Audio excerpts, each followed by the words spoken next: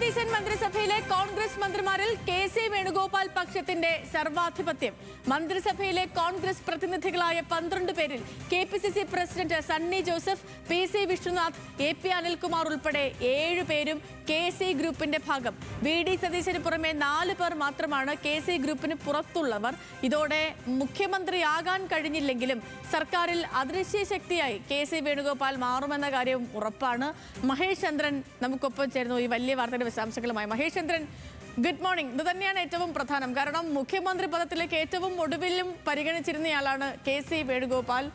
High command ഒടുവിൽ VD. Satheesan എന്ന ഒറ്റപ്പേരിലേക്ക് എത്തി. ഈ കെ.സി.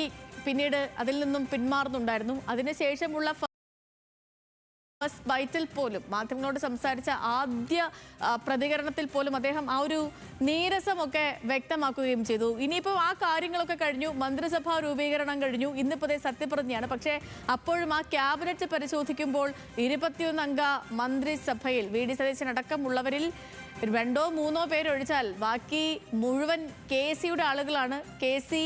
ഗ്രൂപ്പിന്റെ ഭാഗമാണ്. അതായത് മുഖ്യമന്ത്രി സ്ഥാനമില്ലെങ്കിലും കെ.സി. ആധിപത്യം തന്നെ.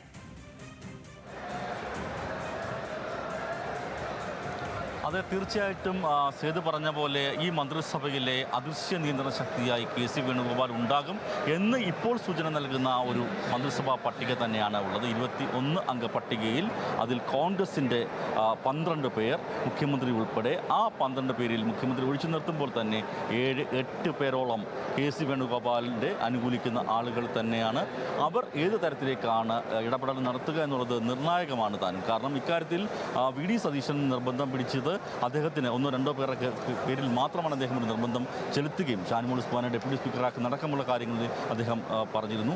അതിനപ്പുറത്തേക്ക് ഒരു ടീം തനിക്ക് വേണം എന്നേ പറഞ്ഞുള്ളൂ. അത് ഗ്രൂപ്പ് സമവാക്യങ്ങൾ, സാമുദായിക സമവാക്യങ്ങൾ, ഈ സന്തുലനാവസ്ഥയൊക്കെ കണക്കാക്കിയാണ് കോൺഗ്രസ് കാര്യങ്ങൾ തീരുമാനിക്കുന്നത്. പ്രാദേശികമായ കാര്യങ്ങളുണ്ട്, പ്രാദേശികമായ പങ്കാളിത്തമുണ്ട്. അപ്പോൾ ആ തരത്തിലേക്കുള്ള മന്ത്രിസഭ നിശ്ചയിച്ചപ്പോൾ അത്തരത്തിലേക്ക് വി.ഡി. സതീശനാണ് മുഖ്യമന്ത്രിയെങ്കിലും അദ്ദേഹത്തിന് പൂർണ്ണമായി നിയന്ത്രണമുള്ള ഒരു മന്ത്രിസഭ ആകില്ല ഇപ്പോൾ ഉണ്ടായിരിക്കുന്നത്. പക്ഷേ വി.ഡി. സതീശൻ എന്ന രാഷ്ട്രീയ നേതാവിനെ നമ്മൾ പരിശോധിക്കുമ്പോൾ അദ്ദേഹം കൃത്യമായി കരുക്കൾ നീക്കി, അദ്ദേഹം ഓരോ തരത്തിലും ഓരോ കാര്യത്തിലും അദ്ദേഹത്തിൻ്റെ കൃത്യമായ മൂവ്മെൻറ്റ് നടത്തുന്ന ഒരാളാണ്. അതുകൊണ്ട് മാത്രമാണ് അദ്ദേഹം ജനങ്ങളുടെ വികാരം തനിക്ക് അനുകൂലമാണ് എന്ന് ഹൈക്കമാൻഡ് ധരിപ്പിക്കാൻ മുസ്ലിം ലീഗ് അടക്കമുള്ള ഘടകകക്ഷികൾ ഒറ്റക്കെട്ടായി പറഞ്ഞത്. ഈ 2 കാരണങ്ങൾ കൊണ്ട് മാത്രമാണ് മുഖ്യമന്ത്രി സ്ഥാനത്തേക്ക് വി.ഡി. സതീശൻ എത്തിയതെന്ന് ഇന്ന് നമുക്ക് കാണാൻ കഴിയും. കഴിഞ്ഞ ദിവസങ്ങളിൽ നിന്നുള്ള കാര്യങ്ങൾ നോക്കുമ്പോൾ കാണാൻ കഴിയും. 43ഓളം എം.എൽ.എമാരുടെ പിന്തുണ, 63 പേരിൽ 43ഓളം എം.എൽ.എമാരുടെ പിന്തുണ കെ.സി. വേണുഗോപാൽ ആയിരുന്നിട്ട് കൂടിയും, ഹൈക്കമാൻഡിൻ്റെ താല്പര്യം കെ.സി. വേണുഗോപാൽ എന്നതായിരുന്നിട്ട് കൂടിയും വി.ഡി. സതീശൻ മുഖ്യമന്ത്രി സ്ഥാനത്തേക്ക് എത്താൻ കഴിഞ്ഞു. അദ്ദേഹം അതിനകത്ത് കണക്കാക്കുന്നതാണ് മുഖ്യമന്ത്രി ആയിക്കഴിഞ്ഞ ശേഷം.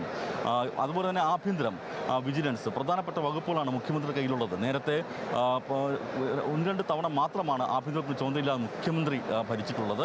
അത് വി.എസിൻ്റെ കാലത്ത് അന്ന് ആഭ്യന്തര വകുപ്പ് കൊടുത്തിരുന്നത് കോടിയേരി ബാലകൃഷ്ണനായിരുന്നു. അക്കാര്യത്തിൽ വി.എസിന് മുഖ്യമന്ത്രിയാക്കുമ്പോൾ നിയന്ത്രണ നിലയിലായിരുന്നു അത്തരത്തിലേക്ക് മാറ്റിയത്. ഇവിടെ രമേശ് ചെന്നിത്തലയ്ക്കാണ് ആഭ്യന്തരം, വിജിലൻസ് വകുപ്പുകൾ. ഇത് നൽകുന്ന കാര്യത്തിൽ ആദ്യം ചില ബുദ്ധിമുട്ടുകൾ, പ്രശ്നങ്ങളൊക്കെ തന്നെയും വി.ഡി. സതീശൻ ഉന്നയിച്ചിരുന്നെങ്കിലും പിന്നെ അദ്ദേഹം ഹൈക്കമാൻഡിൻ്റെയും ഘടകകക്ഷികളുടെയും സമ്മർദ്ദത്തിന് വഴങ്ങുകയായിരുന്നു. അപ്പോൾ അത്തരത്തിൽ പലതരം കോംപ്രമൈസുകൾ ഓൾറെഡി നടന്നു കഴിഞ്ഞിരിക്കുന്നു. പക്ഷേ വി.ഡി. സതീശൻ്റെ ആത്മവിശ്വാസം എന്ന് പറയുന്നത് ഇവിടെ നിന്ന് ഒരു തവണ പോലും മന്ത്രിയാകാത്ത, നമ്മൾ പറയുമ്പോൾ മുഖ്യമന്ത്രി തന്നെ പുതുമുഖമാണ്, ആദ്യമായി മന്ത്രിയാവുകയാണ് വി.ഡി. സതീശൻ. അപ്പോൾ അത്തരത്തിലേക്ക് മന്ത്രിസ്ഥാനത്ത് നേരത്തെ പരിഗണിച്ചിട്ട് 2015 ഒഴിവാക്കപ്പെട്ട അദ്ദേഹം ഈ മുഖ്യമന്ത്രി കസേരയിൽ ഇരിക്കുന്നുവെങ്കിൽ അത് ഒരു ദിവസത്തെ അധ്വാനം കൊണ്ടല്ല. അതുകൊണ്ട് തന്നെ ഇപ്പോൾ കെ.സി. അനുകൂലിക്കുന്ന ആളുകൾ പോലും തന്നെ അനുകൂലിക്കുന്ന സ്ഥിതിയിലേക്ക് വരുമെന്ന ആത്മവിശ്വാസമാണ് വി.ഡി. സതീശന് ബലമാകുന്നത്. ഓക്കെ മഹേഷ്, ശരി. അപ്പോൾ കെ.സി. എന്ന അദൃശ്യ ശക്തി തുടരും ക്യാബിനറ്റിലുടനീളം എന്ന് സാരം.